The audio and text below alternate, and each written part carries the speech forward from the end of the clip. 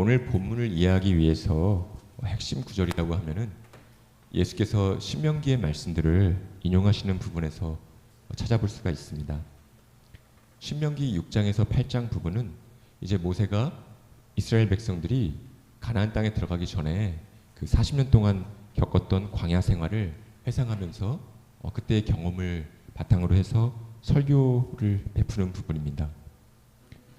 40년의 기간 동안에 이것저것을 박탈당해야 했던, 그리고 핍절할 수밖에 없었던 그런 극한 환경을 통해서 하나님께서 이스라엘 백성들을 시험하셨습니다.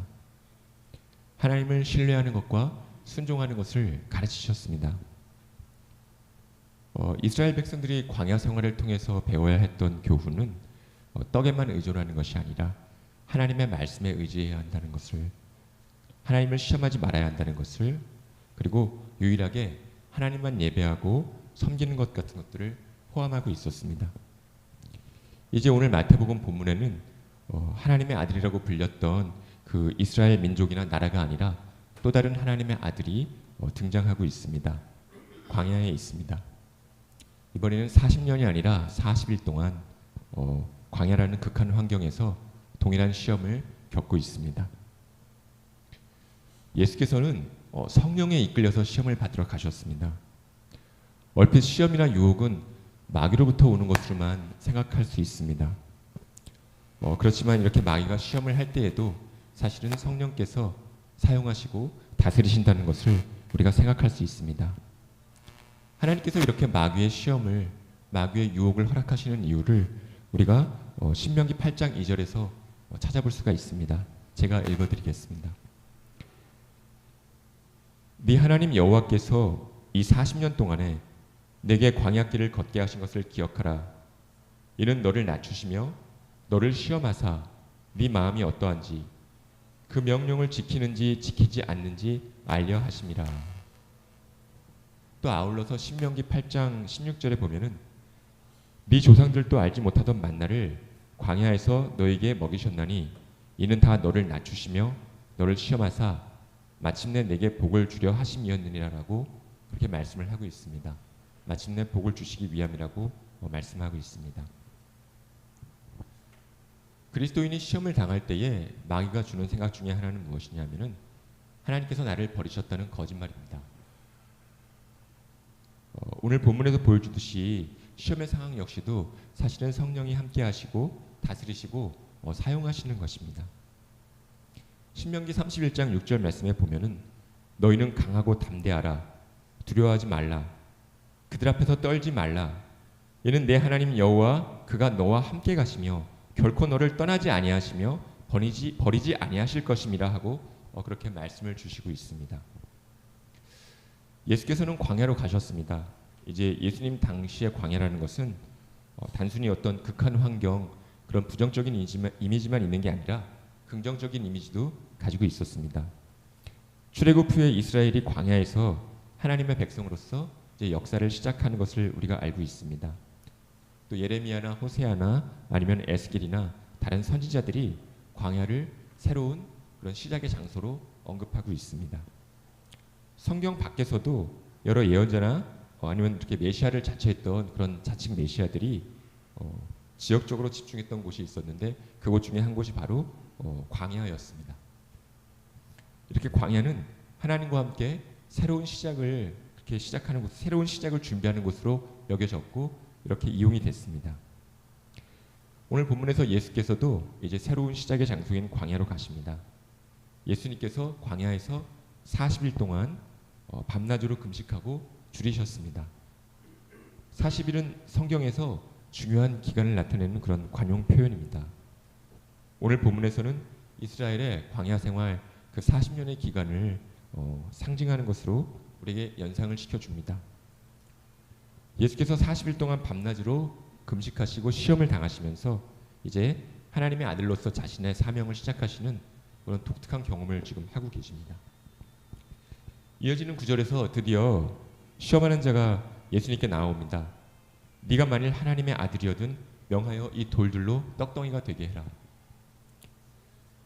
흔히 이런 요구가 이제 떡을 만들어서 사람들에게 먹을 것을 제공해라, 그리고 그렇게 제공해서 추종자를 모으라는 요구다. 근데 예수님께서 그런 유혹을 추종자를 모으고 자신을 높이는 그런 요구를 거절하셨다라고 그렇게 가르치는 경우가 있습니다. 그렇게 보편적으로 가르칩니다. 그런데 전혀 사실이 아닙니다. 오늘 본문의 상황에서 보면은 떡은 다른 사람들이 아니라 예수님 자신을 위해서 만들라고 하는 것입니다. 예수님 자신의 굶주림을 채우라는 것입니다. 본문에서 성령께서 함께 하시는 예수님과 또 마귀 외에 다른 어떤 사람이 등장인물이 전혀 없습니다.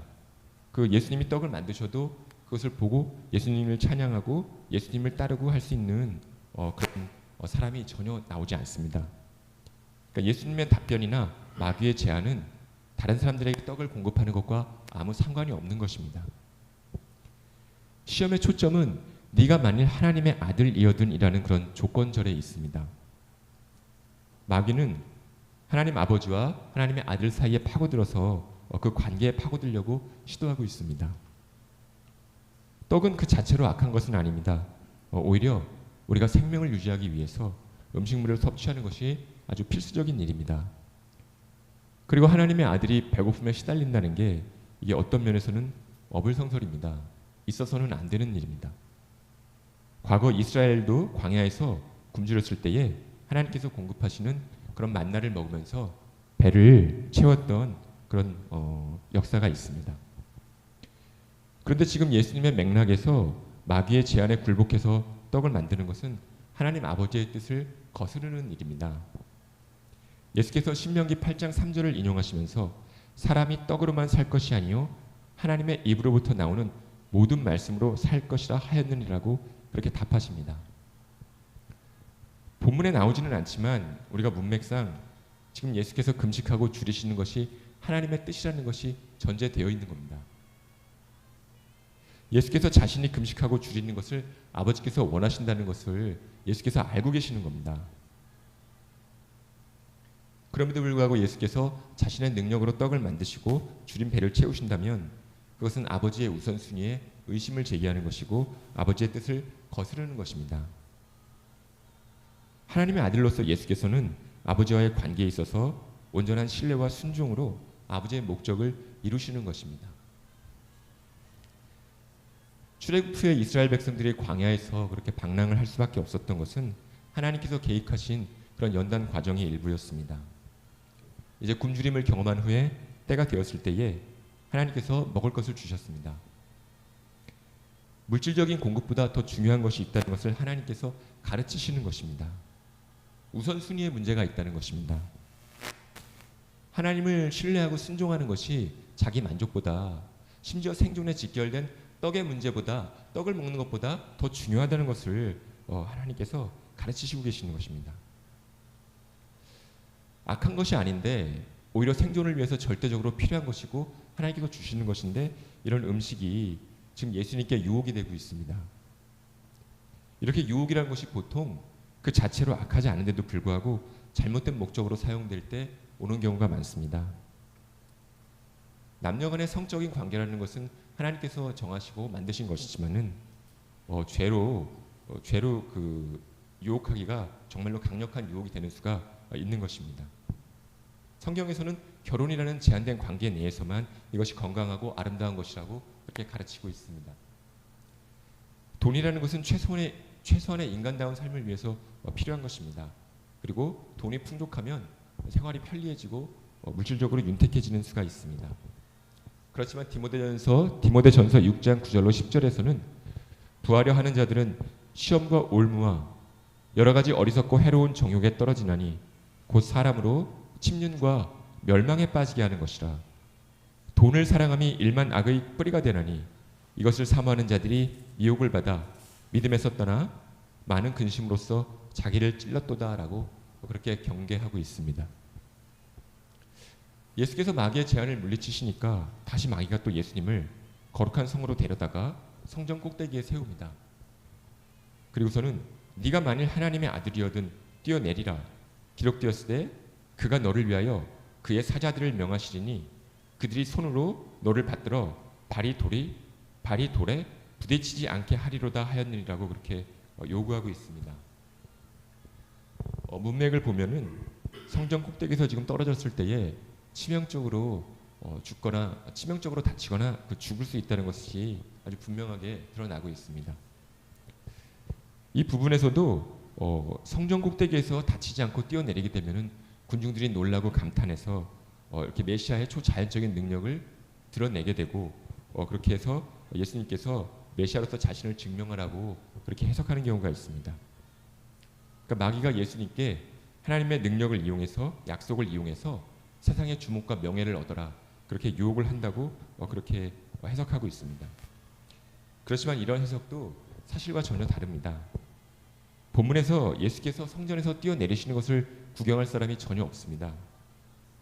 예수님을 주목하고 예수님께 명예를 이렇게 돌릴 사람이 아무도 없습니다. 이 부분에서 정말 놀라운 점은 마귀가 성경 말씀을 인용한다는 겁니다. 시편 91편 11절로 12절 부분을 인용하고 있습니다.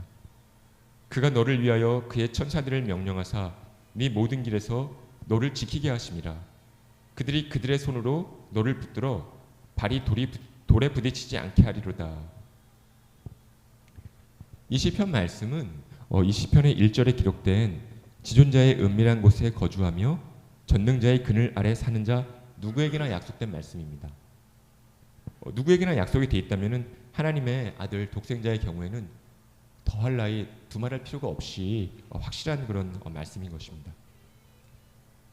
그런데 문제는 무엇이냐면은 하나님의 백성이 위험을 피하기 위해서 하나님을 시험할 수 있는지 하나님을 상대로 주도권을 가질 수 있느냐 하는 그런 문제가 있습니다.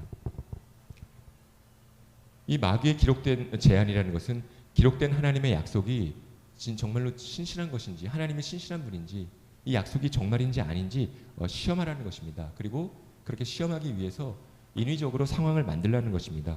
위급한 상황을 만들어내라고 요구하고 있습니다. 이렇게 사람이 인위적으로 또 이렇게 주도적으로 상황을 만들어내고 하나님께서 그에 따라서 행동을 하셔야 한다면은 사람이 하나님의 주인이 되는 것입니다. 하나님께 강요를 하는 것입니다. 몇 년 전에 언론 매체마다 빼놓지 않고 보도한 뉴스가 있었습니다. 예수께서 부활하신 기적을 재현해 보이겠다고 그걸 증명해 보이겠다고 생명장을 당했던 잠비아의 한 목회자가 있습니다. 잠비아의 한 교회에서 심우하던 이 제임스 사카라라는 한 목회자가 신도들에게 부탁해서 자발적으로 생매장이 됐습니다. 당시에 사카라 목사가 그리스도의 부활 이후에 두 번째 부활을 그 기적을 증명하겠다고 그렇게 강력하게 주장을 했었습니다. 이제 사카라 목사가 신도들에게 자신은 예수님처럼 나는 사흘 만에 부활할 수 있다고 그렇게 나는 초자연적인 능력이 나한테 있다고 자신을 산채로 생매장하라고 부탁을 했습니다. 이분 집 인근 공터에서 자기 손으로 직접 자기 무덤을 팠습니다.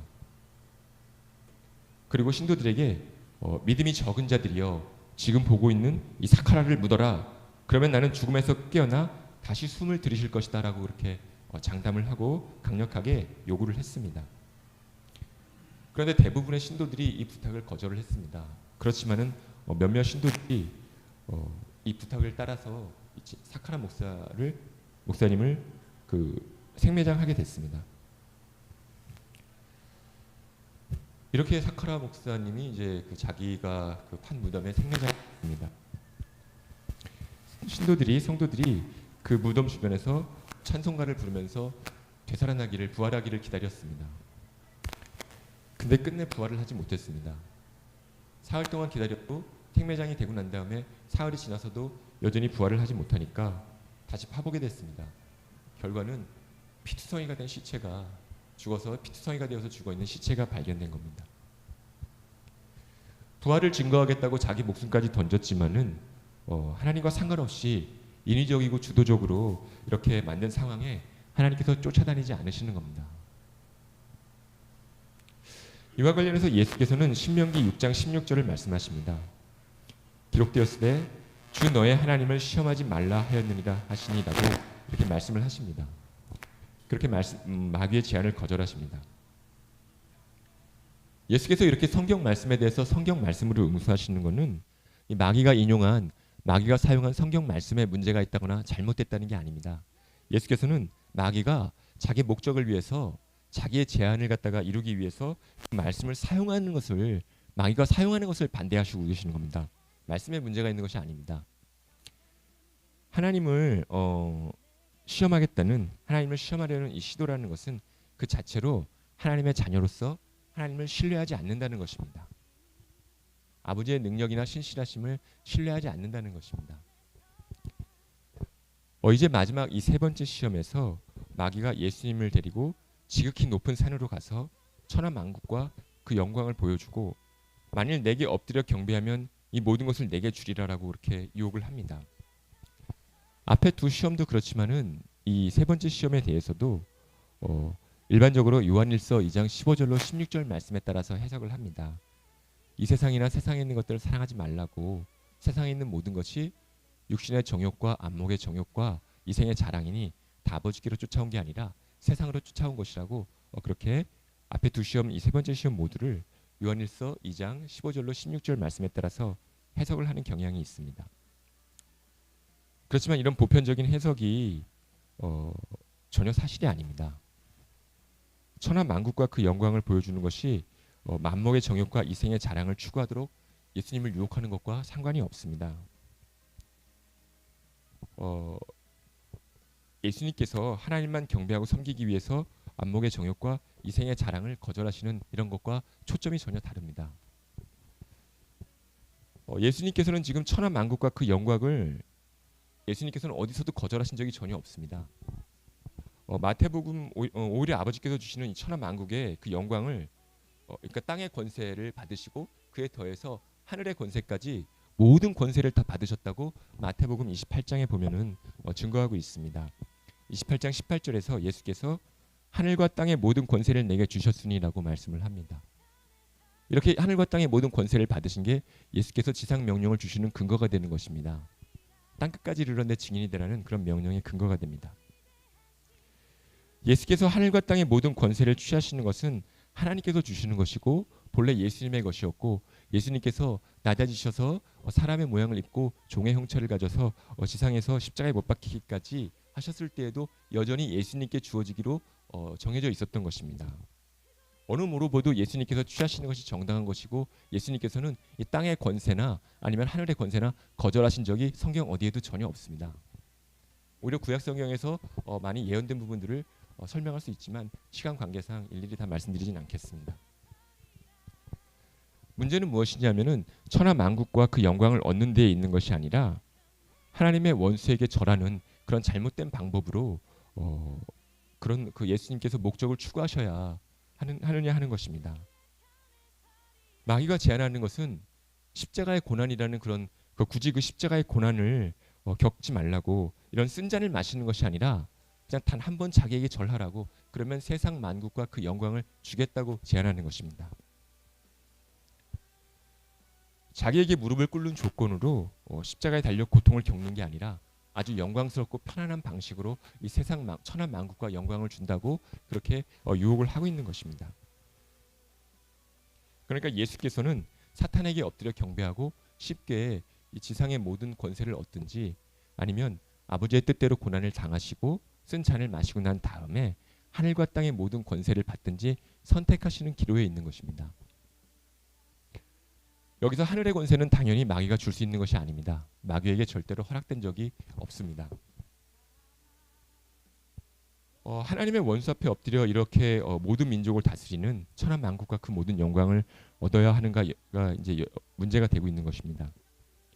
지금 근데 이 제안에서는 마귀가 네가 하나님의 아들이거든 그런 그 하나님의 아들이거든 하는 그런 조건절을 전혀 붙이지 않습니다. 그런 조건을 전혀 걸지 않습니다. 일전에는 하나님의 아들이거든 하고서 나름대로 교묘하게 유혹을 하고 아버지와 아들 사이에 그 관계에 파고들려고 시도를 했지만은 여기서는 그냥 노골적으로 나에게 충성하라. 아버지에 대한 충성을 포기하라라고 그렇게 제안을 하고 있습니다. 그냥 단순하게 누구를 선택할지 누구에게 충성할지 선택하라고 그렇게 유혹하는 것입니다. 이에 대해서 예수께서는 사탄아 물러가라. 기록되었으되 주 너의 하나님께 경배하고 다만 그를 섬기라 하였느니라라고 그렇게 명하십니다.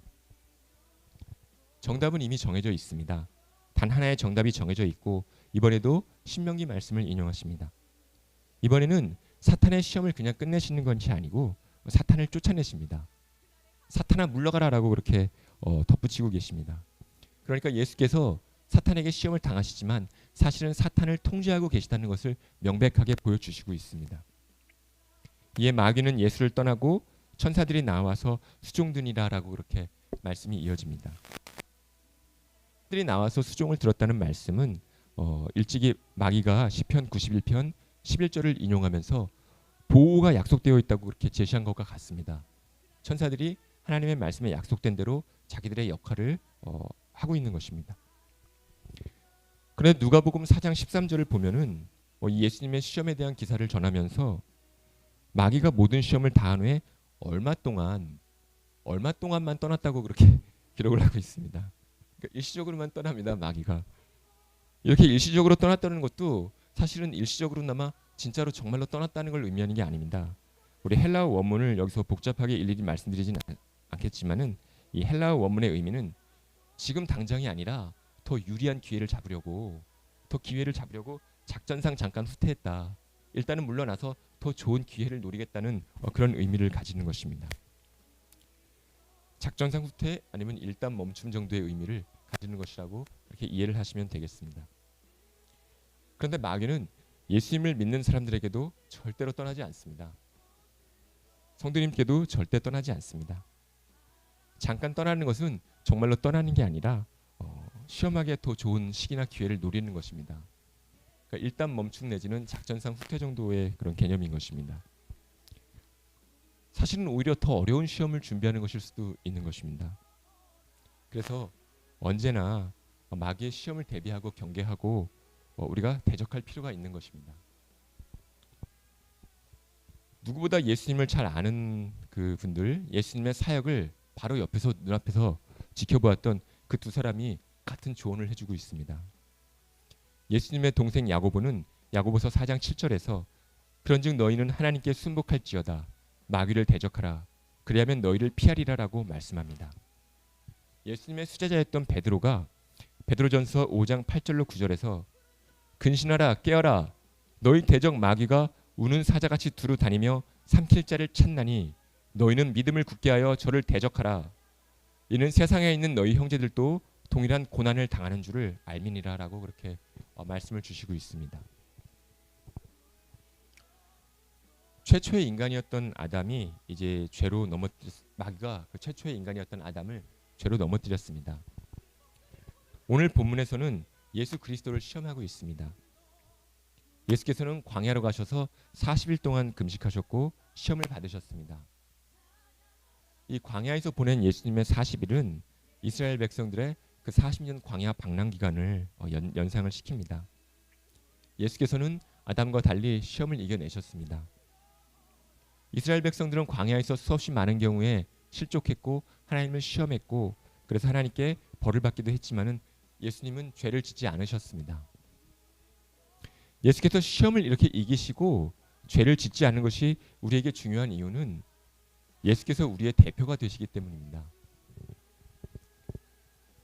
로마서 5장 12절을 우리가 읽을 수 있습니다. 한 사람으로 말미암아 아담 한 사람으로 말미암아 죄가 세상에 들어오고 이와 같이 모든 사람이 죄를 지었다고 말씀합니다. 18절로 19절을 보면은 한 범죄로 많은 사람이 정죄에 이르렀고 한 사람이 순종하지 아니함으로 많은 사람이 죄인이 되었다고 그렇게 말씀하고 있습니다. 아담이 인간의 대표가 지금 되어 있는 것입니다.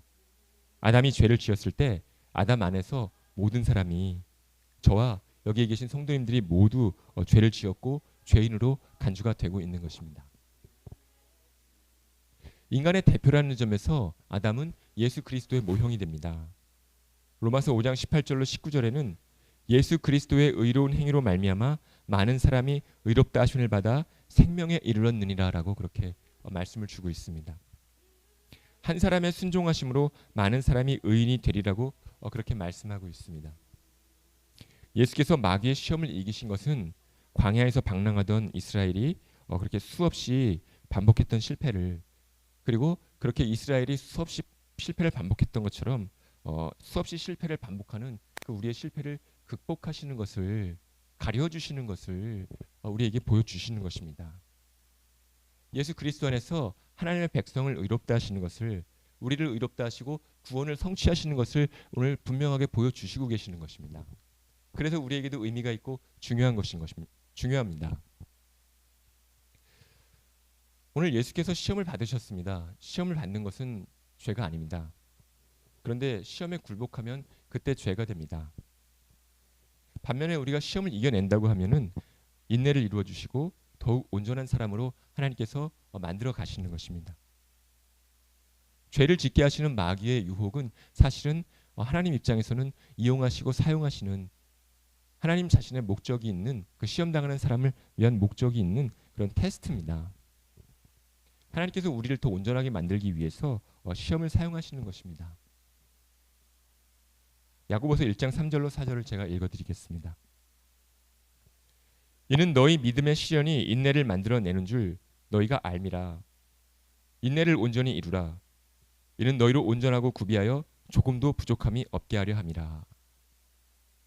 하나님 말씀을 지키는 사람으로 훈련하시고 마침내는 복을 주시고, 그리고 부족함이 없는 사람으로 그렇게 만들어 주신다고 말씀하고 있습니다.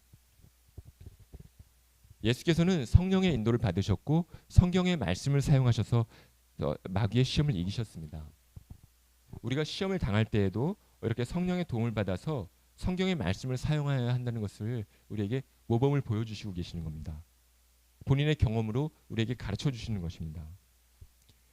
마태복음 26장 41절을 보시면은 시험에 들지 않게 깨어있어 기도하라는 말씀도 아울러 같이 주시고 있습니다. 우리가 기도로서 하나님을 의지하고 시험을 이겨야 한다는 것을 알 수가 있습니다. 내 힘만 의지할 때는 패할 수밖에 없도다라고 하는 그런 찬송가 가사와 같은 것입니다. 예수께서는 시험 받는 것을 너무나 극심하게 또 너무나 많이 경험하셨기 때문에 우리의 연약함을 충분히 이해하시고 또 긍휼히 여기십니다. 자기가 고난을 받아 시험을 당하셨은즉 시험 받는 자들을 능히 도우신다고 말씀하고 있습니다. 우리가 예수님의 모범을 따라서 기도와 말씀에 충만할 때 우리가 성령의 능력으로 시험을 이길 수가 있습니다. 어차피 마귀는 유혹을 멈추지 않습니다. 백날 마귀를 탓하는 것은 아무짝에도 쓸모가 없는 일입니다. 왜냐하면 우리가 아무리 극심하게 마귀를 욕해도 마귀가 마귀 짓을 멈추지 않기 때문입니다. 중요한 것은 기도하지 않는 우리, 말씀에 무지한 우리, 성령에 충만하지 않은 우리, 연단받지 못한 성품인 것입니다. 우리가 멈추지 않고 마귀도 멈추지 않기 때문에 우리도 멈추지 않고 기도를 해야 합니다. 우리가 말씀에 충분히 익숙해서 말씀을 충분히 익숙하게 사용을 할 수 있어야 됩니다. 그렇게 성령에 충만해서 시험을 이기시기 바랍니다. 기도하겠습니다.